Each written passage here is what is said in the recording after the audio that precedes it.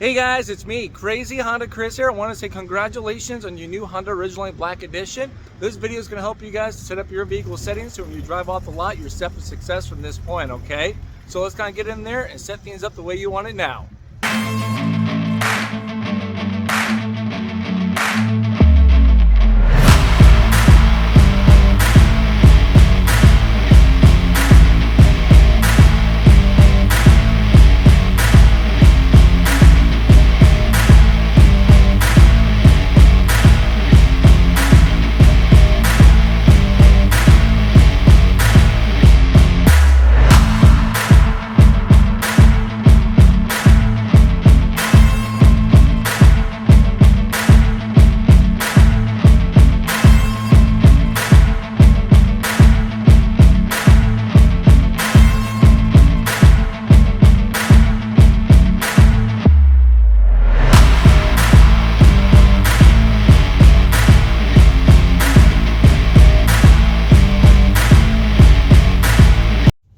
Here we are, we get the vehicle on and running. You're at your home screen at the moment. It's going to look like this or very similar to this. Go ahead and select settings. Now from settings, we're going to make sure we can select the vehicle. If you can't select vehicle, it's because the car is not in park. Put it in park, then you can select vehicle from that point. We're going to start from the top and work our way down. So you got your driver's assist system set up.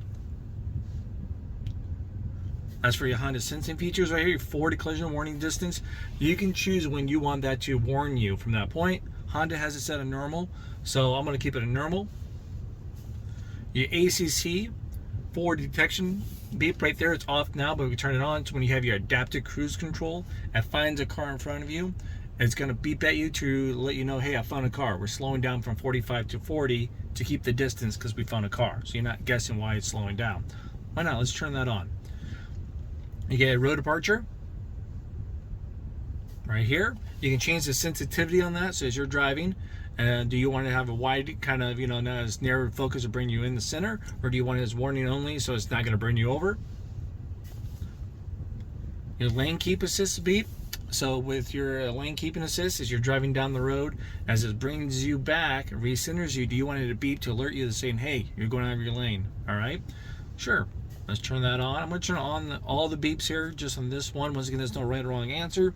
It's just so when I take people out for a test drive, they can experience everything. Now you get your blind spot information indicator.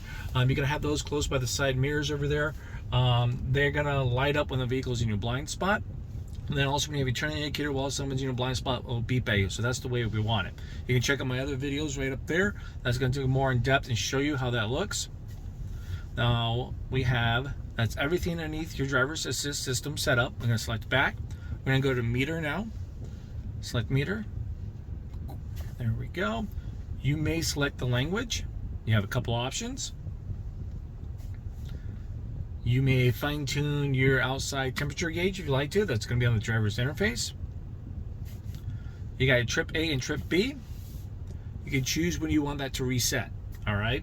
Automatically, or just whenever you do it. So let's say I wanted to keep it on that one, I can select the back button, or I can just select this again and let's say yes to save. Either or is fine. You get your reverse alert tone, so every time I put the vehicle into reverse, your backup camera automatically displays, but you wanted to give you a nice little soft tone to say, yep, your car is in reverse, a little audible sound. Why not? Let's do it.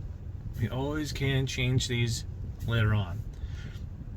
Now you're going to have your auto engine idle stop guidance. Sorry, now that's off. You can turn that off with a click of a button down here below. Let's move this tripod down so you guys can see it. Right down there is the idle stop button if you want to disable it. So what this is, if you have your idle stop enabled, you will get a visual on the driver's interface with a green A that's saying, hey, it's enabled. Your car is shut off partially because idle stop is engaged. All right, so let's do that. Why not? You have your adjusted alarm volume. So this would be like your turning indicator, your buzzers, stuff like that. You can change how loud you want that stuff to be. You got a turn-by-turn display there for your compass navigation, stuff like that. Then you may change your speed distance right there. Want to keep it in miles, you want to change it, stuff like that. Now that's everything underneath the meter set up. You get driver's position, so right here. So your 2-seat memory is going to be linked with your key fob, because within your key fob you have a key 1, key 2, stuff like there. So when you save your 2-seat memory, you come in key fob 1, it's automatically change your seat to your setting. So let's keep it. Now, easy entrance and exit, it's on. So when I shut off the car, this driver's seat moves back a little, so it's easy for me to get out. And then when I turn on the car, the seat moves forward after I sit in it and turn on the car. All right, kind of gets me back to whatever my seat settings would save at. Now we have your keyless access setup. You got your door unlock mode. All right, so this is when you have the key fob in your pocket, your purse, your jacket. You walk up, put your hand in the handle. Do you want driver's side door, or do you want all doors? Now there's going to be a delay, all right, for the doors unlocked to sense it when you put your hand in the handle. So do you want a little visual, like the lights flash, and yep, there's the doors unlocked. Then you also have the beep too as well, give you a little audible sound too. So if someone's not out there yanking on those handles. Remote start, if you ever want to turn that off, you can. So you can't use remote start from the key fob. Then you have the walkway auto lock. So let's turn this on. So let's say if I have it on, I walk away with the key fob, the key's not left in the car, I shut the door, get X amount of feet away from the vehicle, and automatically, boom, all the doors automatically lock, okay? If I leave this key in the car, it will not lock the keys in the car. You can't do that. You have to get the second key fob and actually hit the lock button so it knows that you're purposely trying to lock a key in the car. All right, so you got your lighting set up. So most of this stuff, I'm gonna keep it at the default manufacturer from here. Interior light, so you shut off the car, X amount of time, your interior lights will turn off. You get a headlight timer. Once again, you shut off the car, shut the door, get out, X amount of time, your headlights will turn off. So if you get home late at night, it's super dark, or you go to work late at night, or at that point, you probably want to extend the time a little so you can see what you're doing. All right, so you got auto interior light sensitivity right there.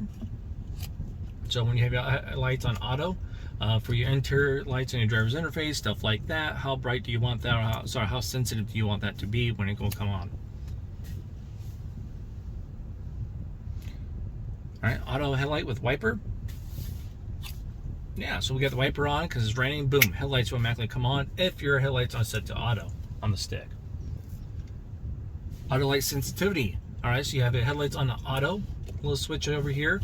I keep saying that. Let me just give you guys a quick visual. For those that want to make sure you know what we're talking about, right here, auto for your headlights. When do you want your auto headlights to come on between your day and nighttime transparency levels? All right. How soon? Now you got your door and window setup, or door setup. It says right here, auto door lock. So you just got in the vehicle, about to drive off to go show it off to your friends and family. When do you want your doors to lock?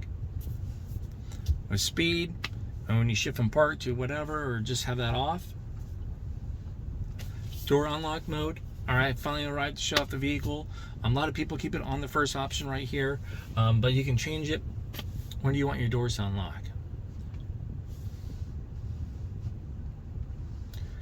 Key and remote. So this is simply when I have the key fob with me and I hit unlock, right? Do you want all doors to unlock, or you only want the driver's side door? This is when you hit it for the first time. Now, if you hit it by default twice, unlock twice, 1, 2, automatically all doors unlock from that point. So with that being said, a lot of times people keep it on this one. So when you hit it unlock once, it's just a driver's side door, and they double tap unlock to let everyone, in the vehicle.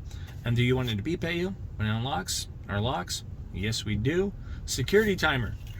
Security timer is like, say if I hit unlock, you have X amount of time to get into the vehicle. If you don't open up a door at all, automatically all the doors lock again. So I got 60 seconds.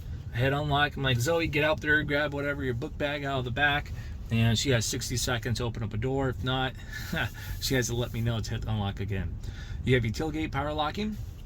So I'm going to enable this. It's going to be nice. So let's say you have a cover on the back of the bed back there, and you hit lock on your key fob.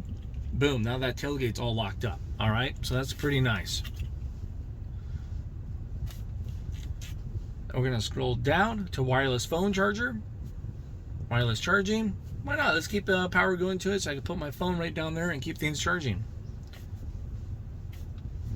And then you got your maintenance from right here for you guys. So any kind of maintenance stuff is going to need to be required or recommended, and it's going to be right there at that point. All right.